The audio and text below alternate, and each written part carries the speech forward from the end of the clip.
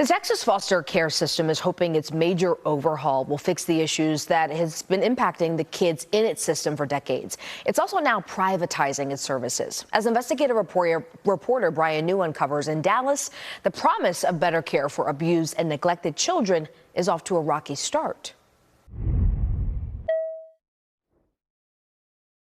This one is my mom's name, and then the heartbeat, and then it's when she was born, and then when she passed away. Jayla was just 6 years old when her mother died. After that, her father struggled to care for 3 children. So Jayla and her siblings entered the foster care system. I've been in a lot of homes. Every home is just a different school, different friends, different parents. I even came to a point where I didn't want to make any friends at all, because it's like if I made a friend, then the next week I would have to be in a different home. Jayla says there were times she experienced abuse and neglect. Her one safe haven was her siblings, but at times even that was taken from her. The state's foster care system often split up the siblings, sending them to different homes, even different parts of the state. And those are the times that would devastate me the most, is whenever I would be separated from my siblings, because them being there were like kind of my only really real support system. Unless you go through it, I don't think you could understand what we go through. Unless you actually like live through it, I don't think anybody like can, imagine. In 2011, a national advocacy group sued Texas, alleging the state had failed to protect foster children from abuse and neglect. In 2015, a federal judge ruled the system unconstitutional and placed it under federal oversight.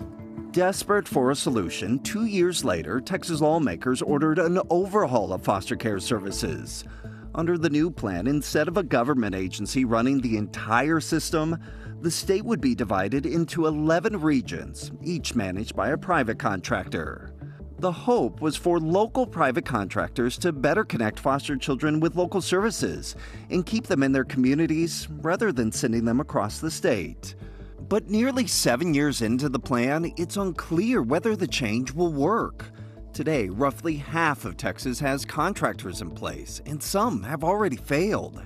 In March, the Dallas region became the latest to try this new approach, transitioning its foster care services to a private organization called Empower. How has the transition gone? Dr. Linda Garcia is Empower's senior vice president. The transition has been a little bit rocky. I have to be honest with you on that piece, is that because of the workforce challenges. When Empower took over, caseworkers in the Dallas area were asked to leave their state jobs, which came with state benefits such as a pension, and come over to work for a private company. Many did, but to the surprise of Empower, nearly 40% chose not to, leaving the new Dallas contractor short more than 50 caseworkers, which means foster children receive less attention, less support, and potentially delays in service. On paper, we had enough.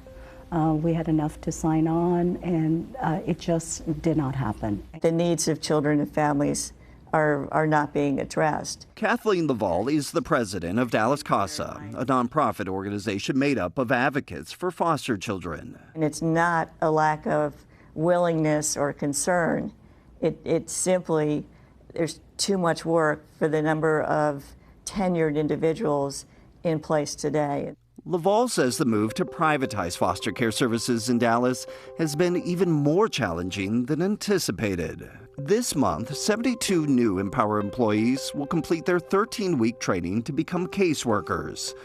But even then, Laval says there will be challenges with Empower having a largely inexperienced staff. We were told, the public was told, hey, that this was going to be better.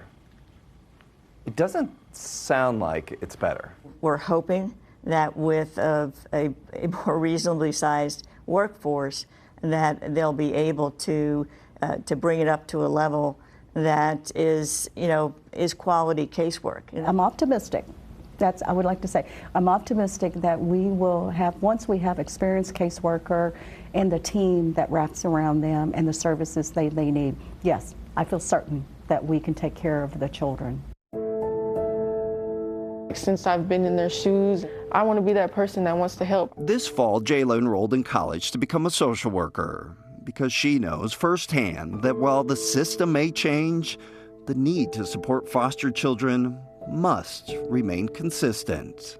I really just think that these kids need support just like a normal, regular kid has.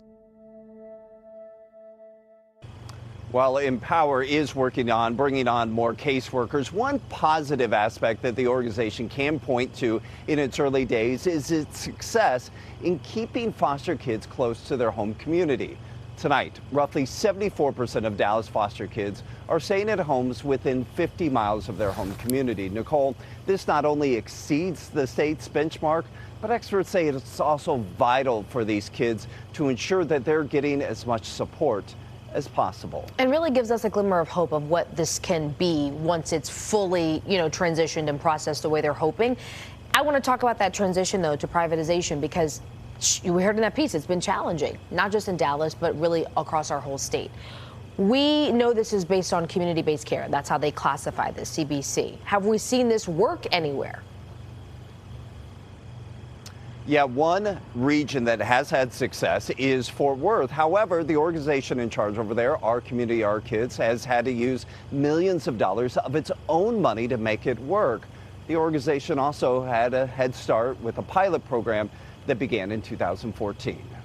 Yeah, something tells me more to come, more to watch. Brian New with the I-Team, thank you so much.